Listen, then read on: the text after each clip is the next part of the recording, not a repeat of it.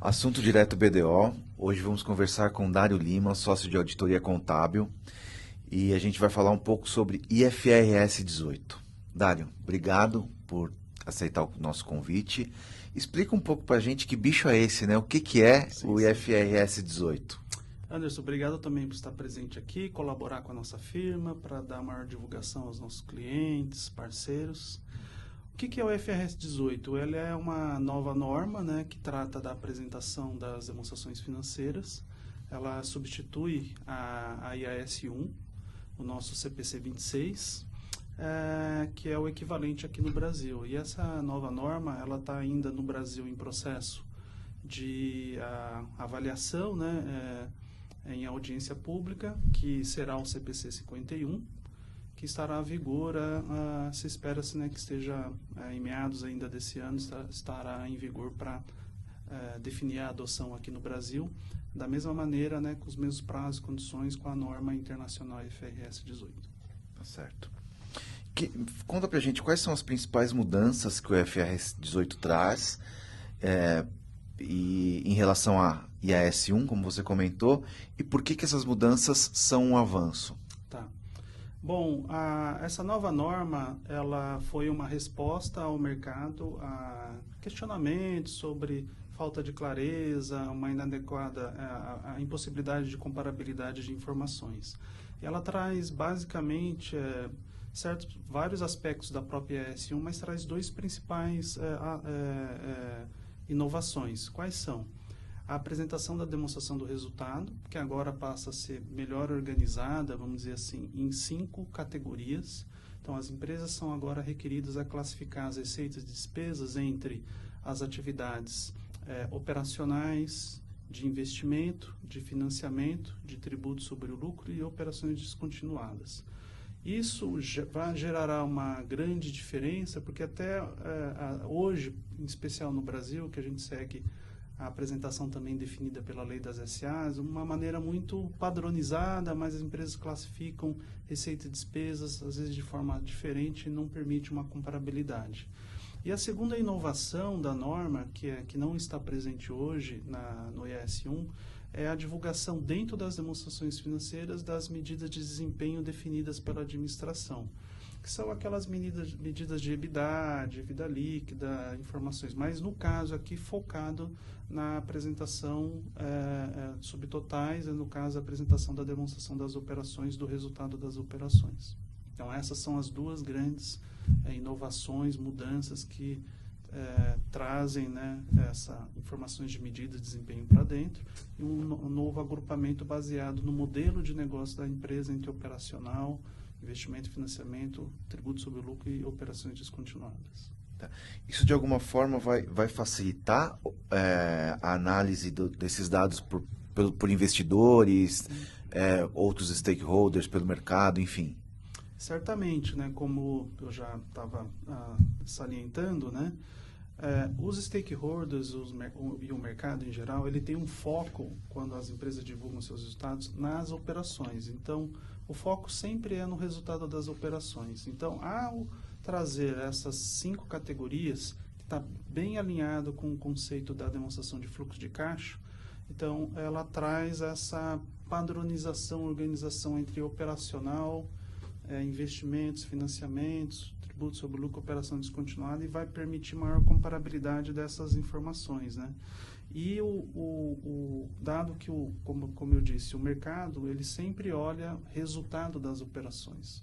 Então, a gente começa com a nova norma, né? A visão do resultado das operações deixa de ser menos um cumprimento de aspecto regulatório, no caso no Brasil, por exemplo, com relação à lei das SAs, e agora passa a ter maior foco nessa classificação e entendimento das operações nessas categorias novas. Bacana. Uma coisa que a gente sempre se pergunta é: as empresas brasileiras já estão preparadas? Como que é esse processo? Como que eles vão ter que revisar as políticas? E qual que é esse timing? Ou isso não tem ainda o período de Tá. adaptação para que isso realmente comece a valer e tenha que vir nas Tá. demonstrações? Então, fazendo uma visão de perspectiva, de time, né, a norma internacional ela é vigente a partir de 1º de janeiro de 2027. Então, nós estamos aqui em meados de 2025, tem todo o ano de 2026, e o CPC 51 ainda ali está em audiência. Isso faz com que no Brasil as empresas meio que deixam de lado, atrasem esse processo. Então, atualmente, hoje, muito poucas empresas ainda estão iniciando, começando a avaliar, colocando esse assunto em projetos de análise. Só que deixar isso muito para frente, ainda mais considerando que no próximo ano 2026, quando você entra, já tem muita coisa especial, as companhias abertas, tem os requerimentos das informações trimestrais, elas podem acabar perdendo o timing disso aí e gerar mais complexidade, porque não é meramente uma mudança de apresentação, ela tem que ver quais são os impactos em covenants financeiros, seus contratos jurídicos, eventualmente mudança do seu plano de contas, processos, controles, vai depender muito do que a empresa ela tem de requerimentos internos de avaliação disso, mas ela vai ter que avaliar e documentar essa avaliação para poder, né, afirmar que ela estará fazendo uma boa adoção dessa norma. Resumindo, 2027 parece estar longe, mas o ideal é que as empresas comecem a ver isso desde já, mesmo antes da emissão do CPC 51. Isso. Até porque hoje em dia as empresas têm muitos outros projetos, né, que elas lidam com desafios, e se ela não antecipar no sentido de planejar o início dessa avaliação, qual é o esforço que ela precisa requerer, qual é minimamente o impacto nos seus contratos, principalmente com relação às medidas de desempenho, que é algo fora das demonstrações financeiras, que agora passa a ser incorporadas, e ao ser incorporada, isso traz mais responsabilidade para a administração, para os preparadores, para o contador, que vai precisar certificar isso aí, para o CFO das empresas. Então, na medida que aquilo faz parte de um processo de fechamento contábil, aquilo requererá mais processo de certificação e avaliação. Então, elas precisam ter o cuidado de pôr esse prazo de adoção em perspectiva, porque 27, né, quando começar a adotar, não é ao final de 27. Então, no primeiro trimestre de 27, a informação comparativa de primeiro TRI de 2026 precisa ser apresentada de maneira comparativa, tanto as medidas de desempenho, a apresentação do resultado e também outros quesitos que a norma também traz, por exemplo, como as regras para agregação, desagregação das contas. Pode ser que a empresa tenha que reavaliar essas informações para aperfeiçoar com a vigência da nova norma. Então, pode ter um impacto maior ou menor, mas as empresas devem ter a atenção de fazer isso o quanto antes. Quais são os riscos de você não começar a fazer isso agora e deixar isso lá para a última hora? O grande ponto disso por exemplo, ao deixar em cima da hora, os seus contratos podem não estar refletindo os contratos de financiamentos, com as medidas de desempenho, medidas de covenants, por exemplo. Então, outro ponto é que isso requererá uma documentação apropriada nos fechamentos trimestrais de 2026, não só do aspecto anual. Pode requerer mudança de planos de contas, reestruturação. Como a nova norma ela requer uma visão mais centrada no modelo de negócios, então certas operações que podem ser consideradas pequenas podem requerer a ser reclassificadas, e essa reclassificação tem que mudar sistemas, tem que reparametrizar, né, certas classificações de contas, e a depender da complexidade, do tamanho das empresas, isso vai gerar um esforço bastante grande. Então, se os preparadores, se as empresas não têm um pessoal técnico que tem uma visão da norma, mas em especial do tamanho do esforço que isso pode requerer, por mais simples que seja, ela precisará documentar isso ao longo do tempo. Então, se chegar ao final do processo com uma apresentação, mas não tiver evidência de avaliação da administração para atestar que ela fez uma adequada avaliação, aquilo pode ser desafiado, em especial pelos auditores externos das empresas, que podem se sentir não satisfeitos com as informações. Então, pode gerar algum tipo de problema, ali, desafios, impacto em relatório, o que quer que seja.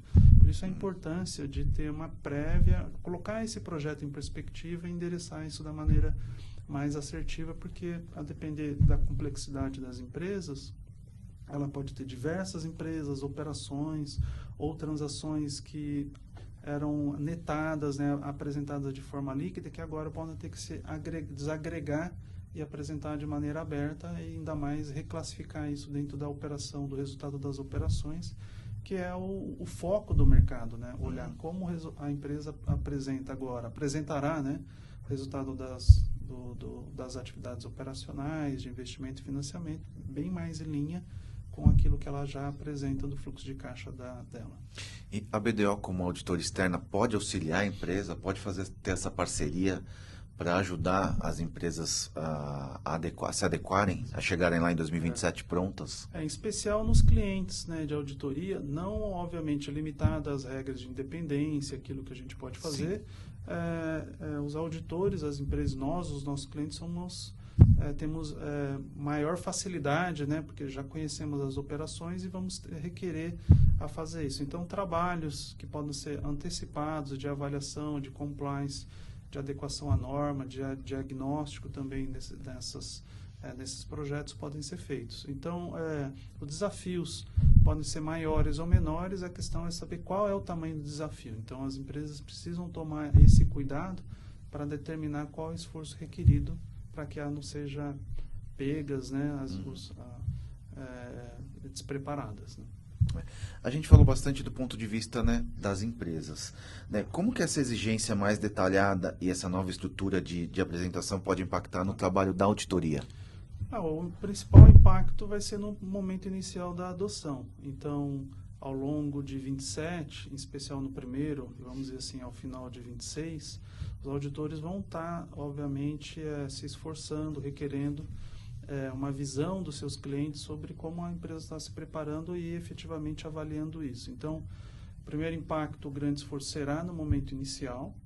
O segundo ponto pode ter a ver com a parte de processos e controles. Então, teriam que rever os processos e controles que garantam, né, assegurem que aquela informação precisará ser apresentada dentro de um novo modelo, né, uma nova configuração vai estar adequada.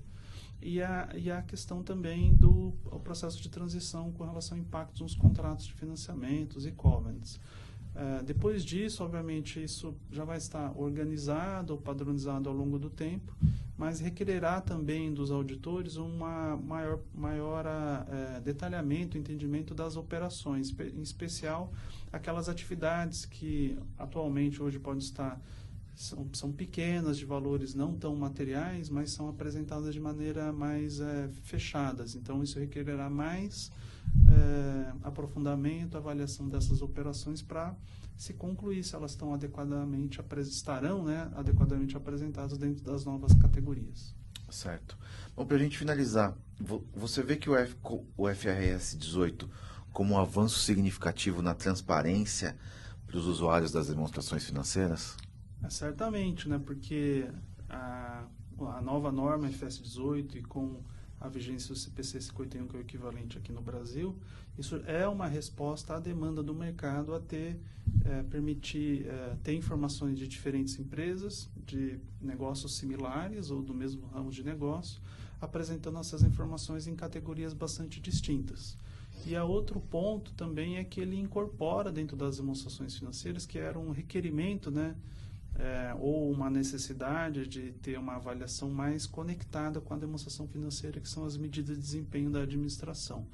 Então, essas informações que focam no medida de desempenho, de como ela apresenta o resultado das suas operações, sempre foi o foco de avaliação. Então, com a nova norma mudando, né, isso permitirá maior comparabilidade do resultado das operações das empresas e acho que pode ser foco aí de avaliações, de estudos, né, de mercado, de comparabilidade, impactos. Acho que a gente vai ter bastante coisa ainda para perceber na medida que as empresas começarem a adotarem a nova norma. Tá certo. Dário, agradeço muito a sua entrevista e já fica o convite quando tivermos novidades aí sobre a implementação do FRS 18 para a gente voltar a conversar. Isso, com certeza. Imagina um estudo de como vai estar aplicando e a gente vai poder certamente falar mais aí. A gente está disponível. Tá ótimo? Obrigado. Esse foi o Assunto Direto BDO.